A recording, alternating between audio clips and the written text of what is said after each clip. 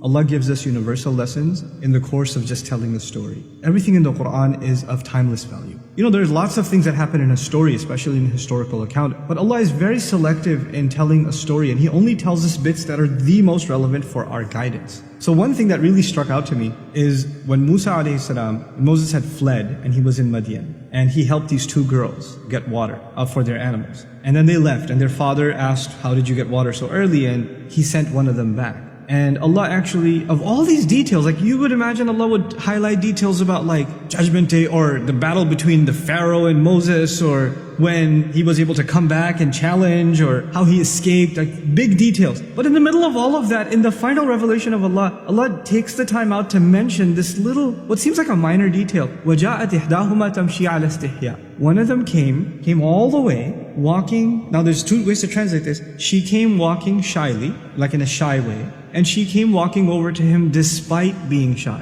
And I was fascinated that Allah would actually go out of His way to highlight the way a woman walked. Like, what benefit could that have? I realized that Allah Azza wa Jal, He highlights things in His book that are so pertinent to human guidance. The way a female walks is a powerful thing. It has an impact in society. As a matter of fact, the female has a presence that has been talked about across cultures.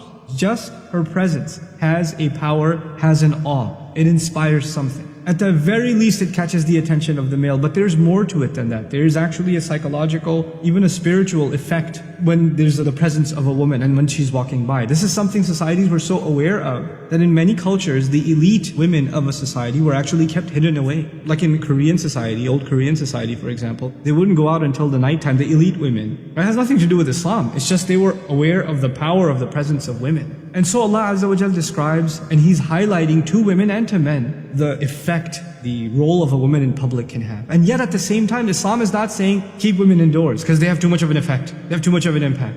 Guys know, the ones that are watching this video, they're sitting in an auditorium classroom and a girl walks into the class, right? She doesn't have to be the most beautiful thing you've ever seen, but so long as she's a female, everybody in the room is gonna at least for a second look and then, okay, yeah, it has an effect. And a guy walks in, that's what happens. So now Allah is highlighting a couple of things. One of the most beautiful things that's being highlighted here is despite her shyness. In other words, she has to engage in society. She has to go out.